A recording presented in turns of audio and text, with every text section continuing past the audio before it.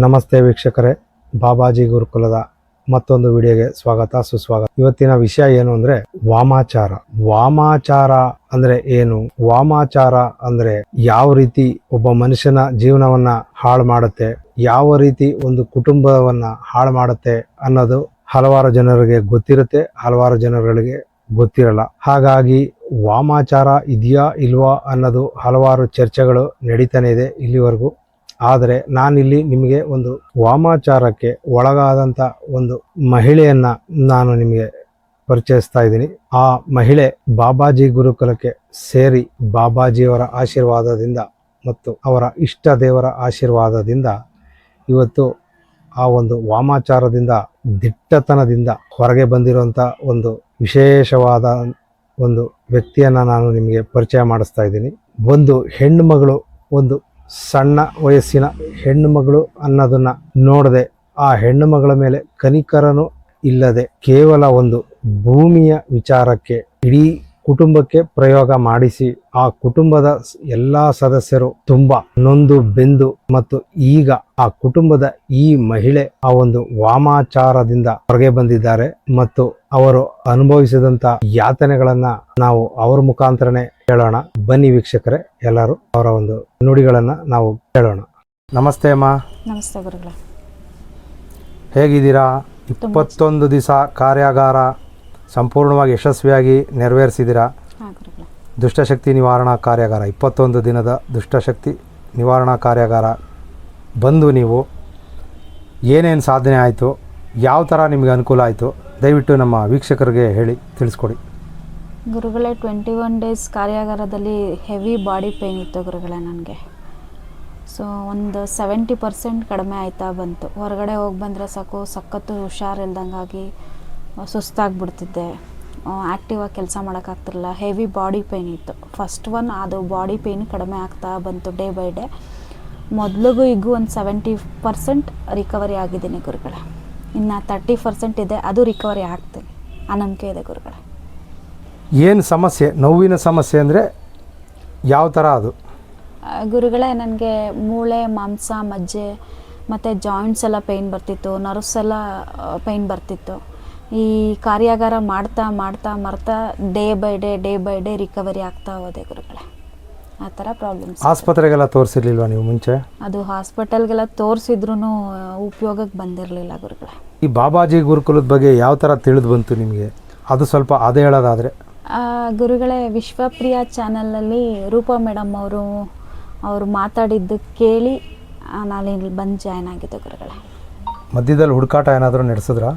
ಗುರುಗಳೇ, ಸುಮಾರು ಕಡೆ ಸುತ್ತಿ ಸಾವಿರಾರು ರೂಪಾಯಿ, ಲಕ್ಷಾಂತರ ರೂಪಾಯಿ. ಅದು ಸ್ವಲ್ಪ ಅದರ ಬಗ್ಗೆ ನಮಗೆ ವಿವರಣೆ ಕೊಡಿ.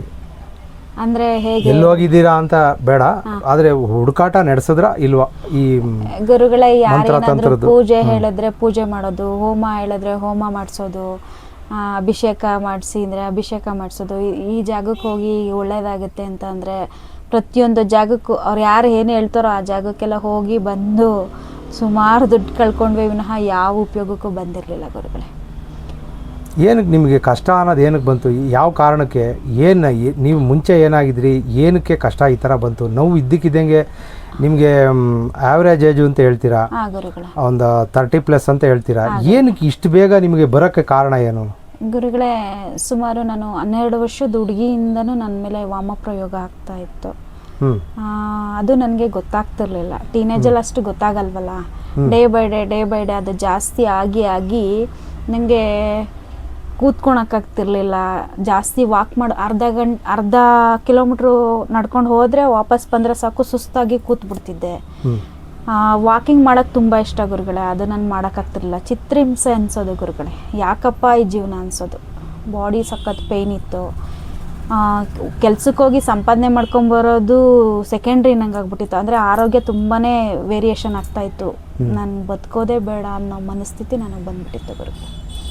ಏನು ನೋವು ಅಂದರೆ ಯಾವ ಥರ ಇರುತ್ತೆ? ಮಾತ್ರೆಗೂ ಹೋಗದೇ ಇರೋಂಥ ನೋವುಗಳ, ಅದೆಲ್ಲ ಅಸಾಧ್ಯ ನೋವುಗಳ? ಗುರುಗಳೇ, ನಾನು ಟ್ಯಾಬ್ಲೆಟ್ ತಗೊಂಡ್ರು ಅದು ಕಮ್ಮಿ ಆಗ್ತಾರೆ, ಆ ಕ್ಷಣಕ್ಕೆ ಅಷ್ಟೇ ಕಡಿಮೆ ಆಗ್ತದೆ. ಯಾವ ಭಾಗದ ದೇಹದ ಯಾವ ಭಾಗದ ಮಾಂಸದ ಕಂಡದ ನೋವು ಬರ್ತಾಯಿತ್ತು ಮತ್ತು ಮೂಳೆಗಳು ನೋವು ಬರ್ತಾಯಿತ್ತು ಅಂತ ಹೇಳಿ? ಗುರುಗಳೇ, ಪ್ರತಿಯೊಂದು ಭಾಗದ್ದು ಬಟ್ ಅದು ಜಾಸ್ತಿ ಅಂತಂದರೆ ಈ ಜಾಯಿಂಟ್ ಪೇಯ್ನ್ಗಳು ಜಾಸ್ತಿ ಆಗ್ತಿತ್ತು ಗುರುಗಳೇ. ಎಕ್ಸೆಸ್ ಆಫ್ ಕೋಲ್ಡ್ ಆದರೆ ಕೈಕಾಲು ಹಿಡ್ಕೋತಾ ಇತ್ತು. ನಾನು ನಡ್ಕೊಂಡು ಬರೋಕ್ಕಾಗ್ತಿರ್ಲಿಲ್ಲ. ಮತ್ತು 90 ವರ್ಷದವ್ರಿಗೆ ನೋವು ಬಂದಂಗೆ ಮೂಳೆ, ಮಾಂಸ, ಮಜ್ಜೆ, ಮೂಳೆ ಎಲ್ಲೆಲ್ಲಿದೆಯೋ ಅಲ್ಲೆಲ್ಲ ಜಾಗದಲ್ಲೂ ನೋವು ಬರೋದು ಗುರುಗಳೇ. ಈಗ ಮೂಳೆ ನೋವು ಬರುತ್ತೆ ಅಂತ ಹೇಳ್ತೀರಾ, ಅದರಿಂದ ಏನು ನಿಮಗೆ ಇನ್ನೂ ಜೀವನದಲ್ಲಿ ಯಾವ ಥರ ನಿಮಗೆ ಅದು ಭಾರ ಆಯಿತು? ಆ ಮೂಳೆ ನೋವು ಅಂತೀರಾ, ಏನೇನು ಅದರಿಂದ ಇನ್ನೂ ಏನೇನು ಕಷ್ಟ ಆಯಿತು? ಈಗ ದೈಹಿಕವಾಗಿ ಆಯಿತು, ಮಾನಸಿಕವಾಗಿ ಯಾವ ಥರ ಕಷ್ಟ ಆಯಿತು? ಮಾನಸಿಕವಾಗಿ ಅಂದರೆ ಗುರುಗಳೇ ಎಲ್ಲರೂ ಆ್ಯಕ್ಟಿವ್ ಆಗಿದ್ದಾರೆ. ನಾನು ನೋಡಿದ್ರೆ ಯಾವಾಗಲೂ ಕಾಯಿಲೆ ಅಂತ ಮಲಗಿರ್ತೀನಿ. ಕೆಲಸ ಮಾಡಬೇಕಾದ್ರೆ ಮಾಡ್ತೀನಿ, ಕೆಲವೊಂದು ಸತಿ 1 ಅವರ್ ಮಾಡೋ ಕೆಲಸ 2 ಅವರ್ 3 ಅವರ್ ಮಾಡೋದು, ಸರಿಯಾಗಿ ಕೆಲಸ ಮಾಡೋಕ್ಕಾಗ್ತಿರ್ಲಿಲ್ಲ. ಜಾಸ್ತಿ ಪೇಯ್ನ್ ಆಯಿತು ಅಂದರೆ ಮಾತ್ರೆ ತೊಗೊಳೋದು, ಮಲ್ಕೊಳೋದು, ಆಸ್ಪತ್ರೆಗಳಿಗೆ ಹೋಗೋದು ಬರೋದು ಇದೇ ಆಗ್ಬಿಡ್ತು. ಸುಮಾರು ಎಲ್ಲೆಲ್ಲಿ ಪೂಜೆ ಪುನಸ್ಕಾರನೂ ಮಾಡಿಸ್ದೆ, ಪ್ರತಿಯೊಂದು ಯಾರ್ಯಾರು ಏನೇನು ಹೇಳ್ತಾರೋ ಎಲ್ಲ ಕಡೆಗೂ ಹೋಗಿ ಬಂದು ಸುಮ್ಮನೆ ದುಡ್ಡು ವೇಸ್ಟ್ ಆಯಿತು, ಸುಮ್ಮನೆ ಟೈಮ್ ವೇಸ್ಟ್ ಆಯ್ತು ಅಷ್ಟೇ ಗುರುಗಳೇ. ಬಟ್ ಇಲ್ಲಿ ನನಗೆ ತುಂಬಾ ರಿಕವರಿ ಆಗ್ತಾಯಿದ್ದೀನಿ ಗುರುಗಳೇ. ನಾನು ಇಲ್ಲಿಗೆ ಜಾಯ್ನ್ ಆದಮೇಲೆ ನಾನು ಈ ಥರ ಪ್ರಾಬ್ಲಮ್ಸ್ಗೆ ಒಂದು ಟ್ಯಾಬ್ಲೆಟು ಸಹ ತಗೊಂಡಿಲ್ಲ ಗುರುಗಳೇ. ಅದು ನಾನು ಹೆಮ್ಮೆಯಿಂದ ಹೇಳ್ಕೊತೀನಿ ಗುರುಗಳೇ. ಮತ್ತು ಹಂಗಾದ್ರೆ ವಿಜ್ಞಾನ ಅನ್ನೋದು ಇವಾಗ ಯಾವ ಹಂತಕ್ಕೆ ಬಂದ್ಬಿಡ್ತು ಹಂಗಾದ್ರೆ ನಿಮ್ಮ ಪ್ರಕಾರ? ವಿಜ್ಞಾನ ಇದೆ, ಎಲ್ಲರೂ ನಂಬ್ತಾರೆ. ಈಗ ಮಂತ್ರತಂತ್ರನ ನಂಬದೇ ಇರೋವಂಥ ಕಾಲದಲ್ಲಿ ಈಗ ನೀವು ಈಗ ಸಪೋಸ್ ನಿಮ್ಮ ಹತ್ರ ಯಾರಾದರೂ ವಾದ ಮಾಡ್ತಾರೆ ಇದೆಲ್ಲ ಮೌಢ್ಯ ಹಂಗೆ ಹಿಂಗೆ ಅಂತ ಹೇಳ್ತಾರೆ, ಅದಕ್ಕೆ ಏನು ಹೇಳ್ತೀರಾ? ಗುರುಗಳೇ, ನನಗೆ ಎಕ್ಸ್ಪೀರಿಯನ್ಸ್ ಆಗಿದೆ. ನಾನು ಸೈನ್ಸ್ ಸ್ಟೂಡೆಂಟೇ. ನಾನು ಸೈನ್ಸ್ ತೊಗೊಂಡಿರೋದು ಕಾರಣದಿಂದ ನಾನು ಮೌಢ್ಯ ನಂಬಲ್ಲ, ಒಪ್ಕೋತೀನಿ. ಬಟ್ ಆದರೆ ಇದು ಮೌಢ್ಯ ಅಲ್ಲ ಗುರುಗಳೇ, ಇದು ವಾಮಾಚಾರ ನಮ್ಮ ಮೇಲೆ ತುಂಬ ಆಗಿತ್ತು. ಯಾವ ಕಾರಣಕ್ಕೆ ಮಾಡಿದ್ರು ವಾಮಾಚಾರ? ನೀವು ಹೆಚ್ಚು ಕಮ್ಮಿ ಚಿಕ್ಕ ವಯಸ್ಸಿನಲ್ಲೇ ನಿಮ್ಗೆ ಮಾಡಿದೆ ಅಂತ ಹೇಳ್ತಾರೆ. ವಾಮಾಚಾರ ಆಗಬೇಕು ಅಂದರೆ ಸಾಧಾರಣವಾಗಿ ಒಂದು ನಮ್ಮ ಹತ್ರ ದುಡ್ಡು ಇರಬೇಕು, ನಮ್ಮ ಹತ್ರ ಒಳ್ಳೆ ವಿದ್ಯೆ ಬುದ್ಧಿ ಈ ಥರದ್ದು ಇರಬೇಕು, ಮತ್ತು ಲೋಕಕ್ಕೆ ಒಳ್ಳೇದು ಮಾಡ್ತೀನಿ ಅಂದಾಗ ಮಾತ್ರ ವಾಮಾಚಾರ ಮಾಡ್ತಾರೆ. ಅಥವಾ ಯಾರು ಶತ್ರುಗಳಿದ್ರೆ ವಾಮಾಚಾರ ಮಾಡ್ತಾರೆ. ನಿಮ್ಗೆ ಅದೇ ಚಿಕ್ಕ ವಯಸ್ಸಿನಲ್ಲೇ ಏನಕ್ಕೆ ಮಾಡ್ತಾರೆ ನಿಮಗೆ? ಗುರುಗಳೇ, ಒಂದು ನಮ್ಮ ಅಪ್ಪಾಜಿಗೆ ಜಮೀನಿನ ವಿಷಯಕ್ಕೆ ಸ್ವಲ್ಪ ಶತ್ರುಗಳಿದ್ರು. ಅದು ಒಬ್ಬ ಮೇಯ್ನ್ ತುಂಬಾ ದೊಡ್ಡ ಶತ್ರು ಇದ್ರು. ಖಂಡಿತವಾದಿ ಲೋಕಕ್ಕೆ ವಿರೋಧಿ ಅಂತಾರಲ್ಲ, ನಾನು ಎಲ್ಲೇ ತಪ್ಕೊಂಡ್ರು ಸ್ಟ್ರೈಟ್ ಫಾರ್ವರ್ಡು ನೇರವಾಗೇ ಬೈದು ಬಿಡ್ತಿದ್ದೆ. ಅದು ಅವ್ರ ಕಣ್ಣಿಗೆ ತುಂಬ ಕಾಣ್ತು. ಹಾಗಾಗಿ ನಾನು 12 ವರ್ಷದಿಂದನೇ ನನ್ನ ಮೇಲೆ ವಾಮಪ್ರಯೋಗ ಸ್ಟಾರ್ಟ್ ಆಗಿತ್ತು ಗುರುಗಳೇ. ಅದು ಒಂದು ಸತಿ ಅವರು ಸಿಕ್ಕು ಬಿದ್ದಿದ್ರು. 3 ಸತಿ ತೆಗ್ಸಿದ್ವಿ, 2 ಸತಿ ತೆಗ್ಸಿದ್ವಿ. ಒಂದು ಸತಿ ಕುಡಿಕೆನಲ್ಲಿ ನಂದು, ನಮ್ಮ ಅಪ್ಪಾಜಿದು ಮತ್ತು ನನ್ನ ತಂಗಿದು ಫೋಟೋ ಇಟ್ಟು ಸಪ್ರೇಟ್ ಫೋಟೋ ಇಟ್ಟಿದ್ರು. ನಂದು ಫೋಟೋ ಹೇಗೆ ಬ್ಲ್ಯಾಕ್ ಆಗಿತ್ತೋ ಅದೇ ಥರ ನನ್ನ ಬಾಡಿನಲ್ಲಿ ಪೇಯ್ನ್ ಬರ್ತಿತ್ತು. ನನಗೆ ಜೀವನನೇ ಬೇಡ, ಈ ಜೀವನೇ ಬೇಡ, ನನಗೆ ಯಾಕಪ್ಪ ಈ ಜೀವನ ಅನ್ಸ್ಬಿಡೋದು ಗುರುಗಳೇ. ತೆಗ್ಸೋವಾಗ ಈಗ ಅವರು ಅದನ್ನ ತೆಗೆದ್ರು ಅಂತ ನಿಮ್ಗೆ ಹೆಂಗೆ ಗೊತ್ತು? ಅದೇ ಈಗ ಮಾಟ ಆಗಿರೋದೇ ಮಂತ್ರ ಆಗಿರೋದೇ ತೆಗೆದ್ರು ಅಂತ ಯಾವ ಥರ ನಿಮ್ಗೆ ಅನ್ನಿಸ್ತು ಆ ವಯಸ್ಸಲ್ಲಿ ನಿಮಗೆ? ಗುರುಗಳೇ, ಆ ವಯಸ್ಸಲ್ಲಿ ನನಗೇನು ಗೊತ್ತಿರಲಿಲ್ಲ. ಒಂದು 4-5 ಇಯರ್ ಬ್ಯಾಕು ನನ್ನ ತಮ್ಮ ಏನೋ ಹುಡ್ಕೋದಿಕ್ಕೋಗಿ ಅದು ಕುಡ್ಕೆ ಸಿಕ್ಕಿತ್ತು.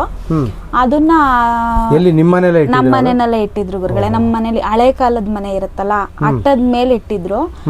ಅದು ವಾಟ್ಸಪ್ ಮಾಡ್ದ, ನೋಡಮ್ಮ ಈ ಥರ ಎಲ್ಲ ಆಗಿದೆ ಅಂತ. ಅದು ಯಾವ ಥರ ಕಪ್ಪಾಗಿತ್ತೋ, ಅದು ಯಾವ್ಯಾವ ಜಾಗದಲ್ಲಿ ಆಗಿತ್ತೋ ಅದೇ ಥರ ನನ್ನ ಬಾಡಿನಲ್ಲಿ ಪೇಯ್ನ್ ಬರ್ತಿತ್ತು. ಆಮೇಲೆ ಅವರು ಪೂಜಾರಿಗಳು ಏನು ಹೇಳ್ತಾರೋ ಹಾಗೆಲ್ಲ ಮಾಡ್ದ. ಅದಾದ ನಂತರ ಒಂದು 1 ಇಯರ್ ಬ್ಯಾಕ್ ಅನ್ಸುತ್ತೆ ಗುರುಗಳೇ, ಆವಾಗ ಮತ್ತೆ ತೆಗ್ಸಿದ್ರು ಒಬ್ರು ಮುಸ್ಲಿಮ್ಸ್ ಅವ್ರ ಹತ್ರ. ಅದು ತೆಗಿಸ್ದಾಗ ಹಂದಿ ಮೂಳೆ ಮತ್ತೆ ಹಂದಿ ತಲೆ, ಮತ್ತೆ ನಾನು ಹಾಕ್ತಿದ್ದು ಅದೇ ಚಿಕ್ಕ ವಯಸ್ಸಲ್ಲಿ ಆಂಜನೇಯದು ಒಂದು $1 ಬರೋದು ಕಪ್ಪುದು ದಾರದಲ್ಲಿ, ಅದು ನಂದು $1. ಮತ್ತು ಕತ್ಕಾಕೋತಿದ್ದು $1, ಮತ್ತು ಲಕ್ಷ್ಮೀದು ಚೈನು ಮತ್ತು $1 ಥರ ಇತ್ತು, ಅದು ಇತ್ತು. ಮತ್ತು ಗುರುಗಳೇ, ಕೆಲವೊಂದು ವಿಷಯ ಹೇಳ್ಕೊಬಾರ್ದು, ಆದರೂ ನಮ್ಮಂಥ ಹೆಣ್ಮಕ್ಳು ಇರ್ತಾರಲ್ವಾ, ಹಂಗಾಗಿ ಆ ಥರದ್ದು ಬಟ್ಟೆಗಳೆಲ್ಲ ಇದ್ವು ಗುರುಗಳೇ. ಅಂದರೆ ನೀವು ಉಪಯೋಗಿಸುವಂಥ ವಸ್ತ್ರ ತಗೊಂಡೋಗಿ ಗುರುಗಳೇ ಅವರು ಇದನ್ನೆಲ್ಲ ಮಾಡ್ತಾರೆ. ಗುರುಗಳೇ, ಅಲ್ಲ, ಈಗ ನಿಮ್ಮ ತಂದೆಯವ್ರು ತಪ್ಪು ಮಾಡಿದರೆ ಅವ್ರಿಗೆ ಏನಾದರೂ ಶಿಕ್ಷೆ ಕೊಡ್ಬೋದು. ಯಾಕಂದರೆ ಈಗ ಹಸುಗೋಸು ಒಂದು ಕಂದಮ್ಮ 10-12 ವರ್ಷದ ಕಂದಮ್ಮಗೆ ಏನು ಗೊತ್ತಿರುತ್ತೆ ಆ ಹೆಣ್ಣು ಮಗು ಮೇಲೆ ಏನಕ್ಕೆ ಮಾಡಬೇಕು? ಆದರೆ ಅವ್ರ ಮನಸ್ಥಿತಿ ಯಾವ ಥರ ಇರುತ್ತೆ ಅಂತ ನಾನು ಕೇಳ್ತಾ ಇರೋದು. ಗೊತ್ತಿದೆಯಾ ನಿಮ್ಗೆ ಯಾರು ಮಾಡಿರೋದು ಅಂತ? ಗೊತ್ತಿತ್ತು ಗುರುಗಳೇ, ಇವರೇ ಮಾಡಿದ್ದಾರೆ ಅಂತ ಗೊತ್ತಿತ್ತು. ಬಟ್ ಅದರಿಂದ ಹೊರಗಡೆ ಬರೋದಕ್ಕೆ ನಾನು ತುಂಬ ಟ್ರೈ ಮಾಡಿದೆ. ಯಾಕೆಂದರೆ ನಾವು ಧರ್ಮವಾಗೇ ಇದ್ದವರು. ನಮ್ಮ ಮನೆಯಲ್ಲೆಲ್ಲ ಆ ಥರ ಒಬ್ರದ್ದು ವಸ್ತುಗಳನ್ನೇ ಆಗಲಿ, ಒಬ್ಬರು ಆಸ್ತಿನೇ ಆಗಲಿ ನಾವು ತಗೋಬೇಕು, ನಾವು ಪಡ್ಕೋಬೇಕು ಅನ್ನೋ ಮನಸ್ಥಿತಿಲಿ ಬೆಳೆಯಲಿಲ್ಲ ನಾವು. ಹಾಗಾಗಿ ನಾನು ಇದರಿಂದ ಹೊರಗಡೆ ಬರಬೇಕು ಅಂತ ನಾನು ಸುಮಾರು ಕಡೆ ಸುತ್ತಿದ್ದೀನಿ ಗುರುಗಳೇ. ಒಂದು 10 ವರ್ಷದಿಂದ ಈಚೆಗಂತೂ ತುಂಬ ದೇವಸ್ಥಾನಗಳು ಸುತ್ತಿದ್ದೀನಿ, ಮತ್ತು ಆಸ್ಪತ್ರೆಗಳಿಗಂತೂ ಎಷ್ಟೋ ಇಟ್ಬಿಟ್ಟಿದ್ದೀನಿ. MRI ಒಂದು ಸ್ಕ್ಯಾನಿಂಗ್ ಒಂದು ಮಾಡಿಸಿರ್ಲಿಲ್ಲ ಗುರುಗಳೇ. ಆಮೇಲೆ ನನಗೆ ಇದೇ ಪ್ರಾಬ್ಲಮ್ ಪರ್ಟಿಕ್ಯುಲರ್ ಆಗಿ ಇದೆ, ನಾನು ಇದರಿಂದ ಹೊರಗಡೆ ಬರಲೇಬೇಕು ಅಂತ ಮನಸ್ಸಲ್ಲಿ ಇತ್ತು. ನಾನು ಗುರುನ ಹುಡುಕ್ತಿದ್ದೆ. ಆ ಸಮಯದಲ್ಲಿ ನೀವು ಸಿಕ್ಕಿದ್ರಿ ಗುರು. ಈಗ ಇಷ್ಟೆಲ್ಲ ಆದಮೇಲೆ ಗುರುಗಳೇ ನಿಮ್ಮ ಮನಸ್ಥಿತಿ ಯಾವ ಥರ ಇರ್ತಾ ಇತ್ತು? ಈಗ ನಿಮ್ಮ ಲೈಫ್ನಲ್ಲಿ ಈಗ 12 ವರ್ಷಕ್ಕೆ ಆಯಿತು ಅಂತ ಹೇಳಿದ್ರಿ. ಗುರುಗಳೇ ನಿಮಗೆ ಯಾವ್ಯಾವ ವಿಷಯದಲ್ಲಿ ಕಟ್ ಆಫ್ ಆಯಿತು? ಅಂದರೆ ಈಗ ಕೆಲಸ ಮಾಡೋದ್ರಲ್ಲಿ ಅಭಿವೃದ್ಧಿ ಆಗಿತ್ತಾ, ಓದೋದ್ರಲ್ಲಿ ಅಭಿವೃದ್ಧಿ ಆಗಿತ್ತಾ? ಅದ್ರ ಬಗ್ಗೆ ಸ್ವಲ್ಪ ಹೇಳಿ ಗುರುಗಳೇ. ನಾನು ಚಿಕ್ಕ ವಯಸ್ಸಿಂದಲೂ ಚಿನ್ಕುರುಳಿ ಅಂದರೆ ಈ ಮರ್ಕ್ಯುರಿ ಥರ ಗುರುಗಳೇ. ನಾನು ಇಂಥದ್ದು ಬೇಕು ಅಂದರೆ ಅಂಥದ್ದು ಬೇಕು ಅಷ್ಟೇ. ನನ್ನ ವಸ್ತುನ ಮುಟ್ಟಿದ್ರೆ ಬಿಡ್ತಿರ್ಲಿಲ್ಲ. ಸಖತ್ತು ಆಕ್ಟಿವ್ ಆಗಿದ್ದೆ ಗುರುಗಳೇ. ಎಷ್ಟು ಆಕ್ಟಿವ್ ಆಗಿದ್ನೋ ಅಷ್ಟೇ ಡೌನ್ ಆಗೋದೆ ಗುರುಗಳೇ. ಫಸ್ಟ್ ನನ್ನ ಎಜುಕೇಷನ್ ಮೇಲೆ ತುಂಬ ಎಫೆಕ್ಟ್ ಆಯಿತು ಗುರುಗಳೇ. 8th ಇಂದ ನಾನು ತುಂಬಾ ಡಲ್ ಆದೆ. ಅಂದರೆ ಬೇಗ ಸೇರಿಸಿದ್ರು ಸ್ಕೂಲ್ಗೆ. ಸೊ ಹಾಗಾಗಿ 14 ಏಜ್ಗೆ ನಾನು 10th ಇದ್ದೆ. 12ಗೆ ನಾನು 8th ಸ್ಟ್ಯಾಂಡರ್ಡ್ ಏನೋ ಓದ್ತಾ ಇದ್ದೆ. ಆ ಸಮಯದಲ್ಲಿ ನನಗೆ ಫುಲ್ಲು ಡಲ್ ಆಗಿಬಿಟ್ಟೆ ಗುರುಗಳೇ. ಡೇ ಬೈ ಡೇ ಚೆನ್ನಾಗಿ ಓದಬೇಕು ಅನ್ಸೋದು. ಓದಿದ್ರು ನನಗೆ ಅಷ್ಟೊಂದು ನೆನಪಿನ ಶಕ್ತಿ ಉಳಿತಾ ಇರಲಿಲ್ಲ.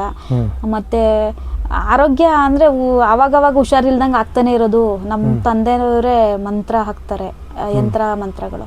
ಆವಾಗ ಅವ್ರ ಕೈಲಿ ಮಂತ್ರ ಹಾಕಿಸ್ಕೊಳೋದು, ಎದೊಳೋದು ಈ ಥರ ಆಗ್ತಾಯಿತ್ತು. ನನಗೆ ಕಾಯಿಲೆಗಳು 2 ವರ್ಷ 3 ವರ್ಷಕ್ಕೆ ಜ್ವರ ಬರ್ತಿತ್ತು. ಸಣ್ಣ ಪುಟ್ಟ ಕಾಯಿಲೆಗಳು ಬರ್ತಿದ್ದಿದ್ದೇ ಕಡಿಮೆ. ನನಗೆ ಒಂದು ಸಣ್ಣ ಹುಷಾರಿಲ್ದಂಗಾದರೂ ಅದರಿಂದ ಎದ್ದೊಳಕ್ಕಾಗದೇ ಇರೋಷ್ಟು ನಾನು ಡೌನ್ ಆಗೋದೆ ಗುರುಗಳೇ. ಹೆಲ್ತ್ ಮೇಲೆ ನಂಗೆ ತುಂಬಾ ಎಫೆಕ್ಟ್ ಆಯಿತು. ಅದರಲ್ಲೂ ಪರ್ಸ್ನಲ್ ಪ್ರಾಬ್ಲಮ್ ಅಂತೂ ತುಂಬಾ ಇತ್ತು. ಅದು ಹೆಣ್ಮಕ್ಳು ಪ್ರಾಬ್ಲಮ್ ಗುರುಗಳೇ. ಸೊ ಹಾಗಾಗಿ ಆಮೇಲೆ ನಾನು ಎಷ್ಟೇ ಸಂಪಾದನೆ ಮಾಡಿದ್ರು 1 ರೂಪಾಯಿ ಸಹ ಎತ್ಕೋತಿರ್ಲಿಲ್ಲ. ಮತ್ತು ಅದೇ ಮುಂದುವರಿತಾ ಹೊರಗಡೆ ಹೋಗಿ ಸಂಪಾದನೆ ಮಾಡ್ಕೊಂಬಂದ್ರು, ಅಥವಾ ನನಗೆ ಯಾವುದೇ ಒಡವೆ ದುಡ್ಡು ಸಂಪಾದನೆ ಆಗಿದ್ರು ಸಹ ಅದು ನನಗೆ ಉಳಿಲಿಲ್ಲ ಗುರುಗಳೇ. ಅದು ನನಗೆ ತುಂಬ ಎಫೆಕ್ಟ್ ಆಯಿತು. ಎಲ್ಲ ರೀತಿಯೂ ಗುರುಗಳೇ. ಎಜುಕೇಷನ್ ಇರ್ಬೋದು, ಆರೋಗ್ಯ ಇರ್ಬೋದು, ಮತ್ತು ನಾಲೆಡ್ಜು. ತುಂಬಾ ಬುದ್ಧಿವಂತೆ ನಾನು ಚಿಕ್ಕ ವಯಸ್ಸಲ್ಲಿ. ಅಷ್ಟೇ ಡಲ್ ಆಗಿಬಿಟ್ಟೆ. ಡೇ ಬೈ ಡೇ ಆಗಾಯ್ತಾ ನಾನು ಯಾಕಪ್ಪ ಇದ್ದೀನಿ. ನಾನು ಈ ಗುರುಕುಲ ನನಗೆ ಸಿಗದೆ ಹೋಗಿದ್ದಿದ್ರೆ ಬಹುಶಃ ನಂದು ಒಂದು ಮುಖ್ಯವಾದ ಒಂದು ಕೆಲಸ ಇತ್ತು. ಆ ಕೆಲಸ ಮುಗಿಸಿ ನಾನು ದೇಶಾಂತರ ಹೋಗಬೇಕು ಅಥವಾ ಸತ್ತೋಗ್ಬೇಕು ಅಂತ ನಿರ್ಧಾರ ಮಾಡಿದ್ದೆ ಗುರುಗಳೇ. ಆಮೇಲೆ ನಾನು ಪ್ರತಿ ತಿಂಗಳು ಮಲೆ ಮಹದೇಶ್ವರ ಬೆಟ್ಟಕ್ಕೆ ತಿಂಗಳ ಸೇವೆಗೆ ಅಂತ ಹೋಗ್ತೀನಿ ಗುರುಗಳೇ. ಸ್ವಾಮಿ ನೋಡಿದಾಗೆಲ್ಲ ನಾನು ಕರ್ಕೊಂಬಿಡಪ್ಪ, ನನಗೆ ಸಾಕು, ನನಗೆ ಜನ್ಮ ಸಾರ್ಥಕ ಆಗಿಬಿಟ್ಟಿದೆ ಅಂತಿದ್ದೆ. ಬಟ್ ಈ ಗುರುಕುಲಕ್ಕೆ ಸೇರಿದ ಮೇಲೆ ಭಗವಂತನ ನೋಡಿ ಖುಷಿ ಪಟ್ಕೊಂಡು ಬಂದೆ ಗುರುಗಳೇ. ಆ ಮಾತು ನನ್ನ ಬಾಯಲ್ಲಿ ಬರಲಿಲ್ಲ ಗುರುಗಳೇ. ಅದು ನಾನು ಹೆಮ್ಮೆಯಿಂದ ಹೇಳ್ಕೊತೀನಿ ಗುರುಗಳೇ.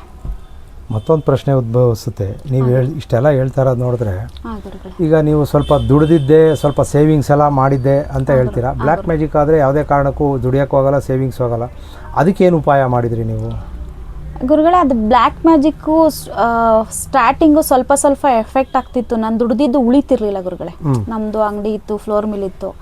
1 ರೂಪಾಯಿ ನಾನು ಸೇವಿಂಗ್ಸ್ ಮಾಡ್ಕೋತಿರ್ಲಿಲ್ಲ. ಆಮೇಲೆ ಆ ಸಣ್ಣ ಪುಟ್ಟ ಕೆಲ್ಸಗಳಿಗೆಲ್ಲ ಹೋಗ್ತಿದ್ನಲ್ವ ಗುರುಗಳೇ. ಒಡವೆ ವಸ್ತು ಅಪ್ಪಾಜಿ ಅಮ್ಮ ಮಾಡಿಸಿದ್ದು ಇತ್ತು. ಅದು ನೀರ್ ತರ ಹರಿದೋಯ್ತು ಗುರುಗಳೇ. ಅಂದ್ರೆ ನೀವು ದುಡಿದಿದ್ದಾಗ್ಲಿ, ನೀವು ಏನೇ ಗಳಿಸಿದ್ದಾಗ್ಲಿ ಯಾವುದು ನಿಮ್ಮ ಹತ್ರ ಇಲ್ಲ ಗುರುಗಳೇ. ಎಷ್ಟು ಕಷ್ಟ ಆಗುತ್ತೆ, ಎಷ್ಟು ಮನಸ್ಸಿಗೆ ಯಾವ ಥರ ನಿಮಗೆ ಅರ್ಥ ಆಗಿರುತ್ತೆ ಆ ಕಷ್ಟ. ಒಂದೊಂದು ಸತಿ ಹೇಳ್ತಾ ಇದ್ರಿ ನೀವು, ಒಂದು ಹೊತ್ತು ಊಟಕ್ಕೂ ನನಗೆ ಇದಿರಲಿಲ್ಲ. ಯಾಕೆ ನಿಮ್ಮ ಕಡೆ ನಿಮ್ಮ ಸಂಬಂಧಿಕರು ಏನು ನಿಮಗೆ ಸಹಾಯ ಮಾಡಲಿ ಗುರುಗಳೇ? ನಮ್ಮ ಸಂಬಂಧಿಕರು ಅಂದರೆ ನಮ್ಮ ಮನೆಯವರೇ ಆಗ್ದಂಗೆ ಮಾಡಿಬಿಟ್ಟಿದ್ರು ಗುರುಗಳೇ. ಒಬ್ಬರೊಬ್ಬರು ಕಿತ್ತಾಡ್ಕೊಂಡು ಸಾಯ್ಬೇಕು ಗುರುಗಳೇ. ಯಾರು ಮಾಡಿದ ಆ ಥರ ಗುರುಗಳೇ? ಹೀಗೆ ಇರ್ತಾರಲ್ಲ ಗುರುಗಳೇ, ಹಿತಶತ್ರುಗಳು, ಹಿತೈಷಿಗಳು. ಸೊ ಹಾಗಾಗಿ ಅವ್ರು ಮಾಡಿದ್ದು. ಈಗ ಚೆನ್ನಾಗಿದ್ಬಿಟ್ರೆ, ಸಪೋರ್ಟಿವ್ ಆಗಿದ್ಬಿಟ್ರೆ ಅವ್ರನ್ನ ನಾವು ಎದುರಿಸ್ತೀವಲ್ಲ ಗುರುಗಳೇ. ಹಂಗಾಗಿ ನಮ್ಗೆ ಆ ಥರ ಮಾಡಿದ್ರು ಗುರುಗಳು. ಈಗ ನೀವು ಹೇಳ್ತಾ ಇದ್ರಿ ಹಾಂ ಗುರು. ಇಷ್ಟೆಲ್ಲ ನೋವು ಅನುಭವಿಸಿದ್ದೀನಿ ಅಂತ. ಇನ್ನೂ ಯಾವ್ಯಾವ ಸಮಸ್ಯೆ ನಿಮ್ಮನ್ನು ಕಾಡ್ತಾ ಇತ್ತು? ಗುರುಗಳೇ ಸಮಸ್ಯೆಗಳಂತೂ ತುಂಬಾ ಇದ್ವು.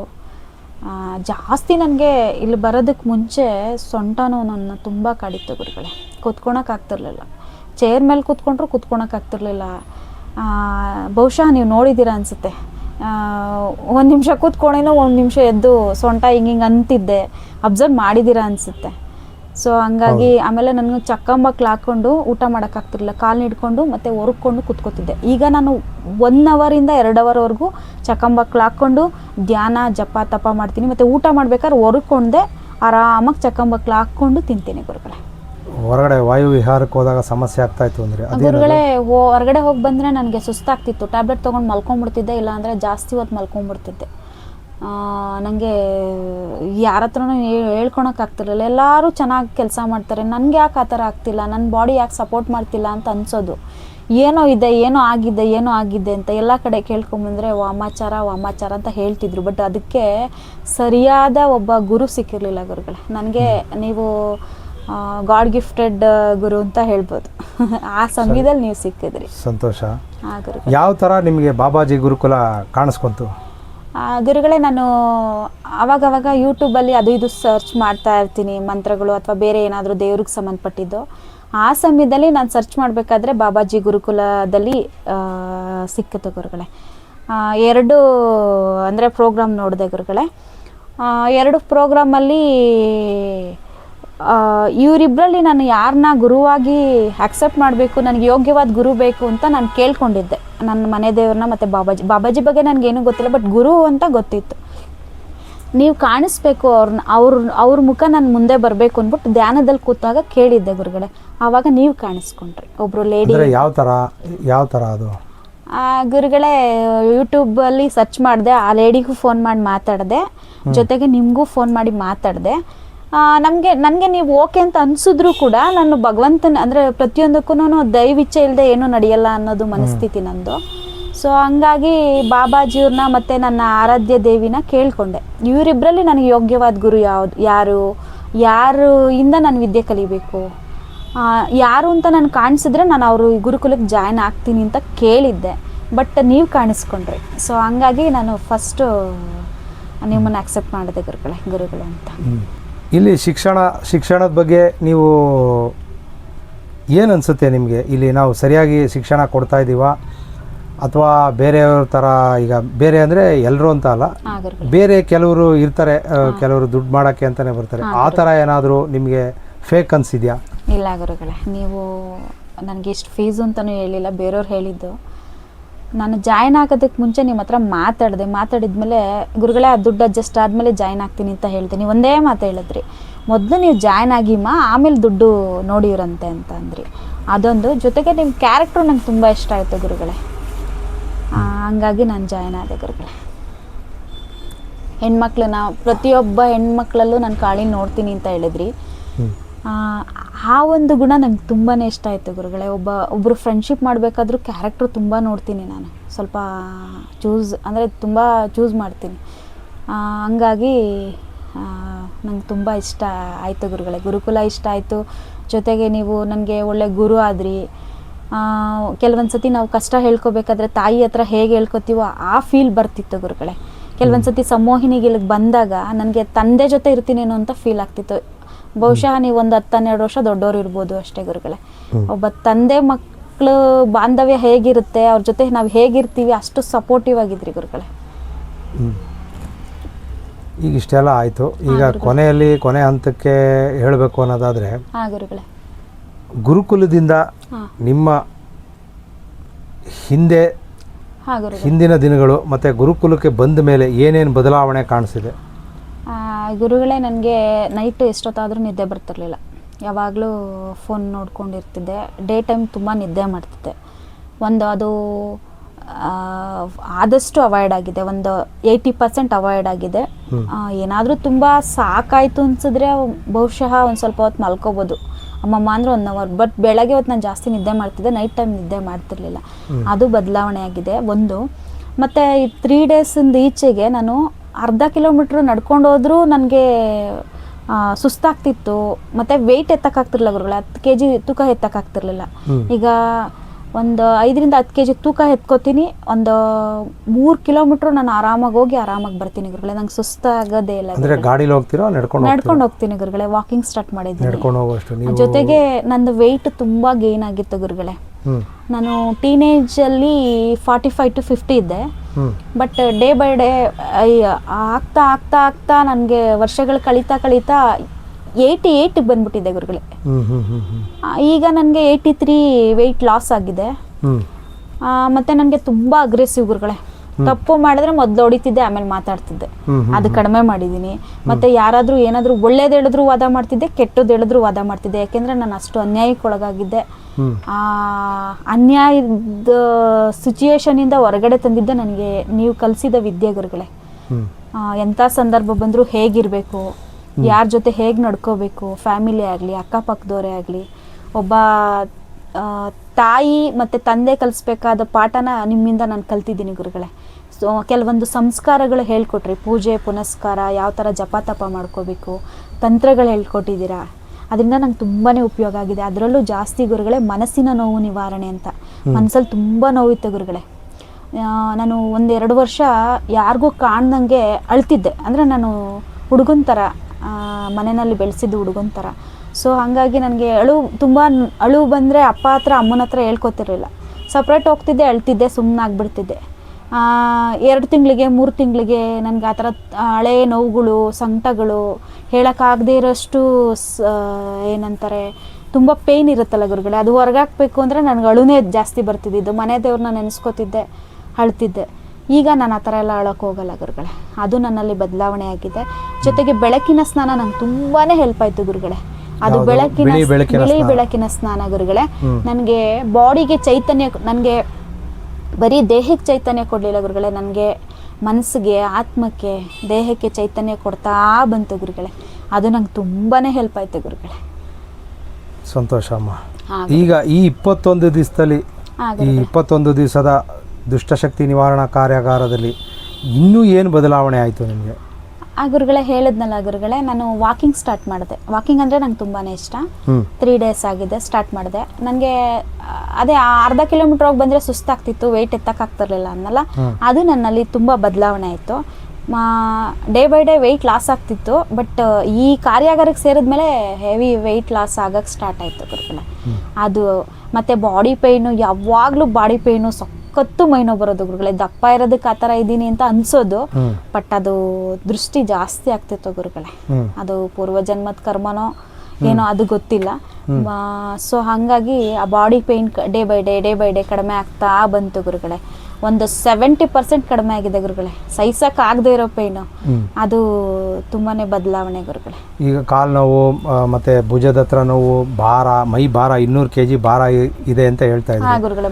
ಅದೆಲ್ಲ ಎಷ್ಟು ಪ್ರಮಾಣದಲ್ಲಿ ಕಡಿಮೆ ಆಗಿದೆ ಗುರುಗಳೇ? ಸೊಂಟ ನೋವು ನನಗೆ 90% ಕ್ಲಿಯರ್ ಆಗಿದೆ. ಬಾಡಿ ಪೇಯ್ನು ಒಂದು 60 to 70% ಕಡಿಮೆ ಆಗಿದೆ ಗುರುಗಳೇ. 30% ಇದೆ, ಅದು ಕ್ಲಿಯರ್ ಆಗುತ್ತೆ ಗುರುಗಳೇ.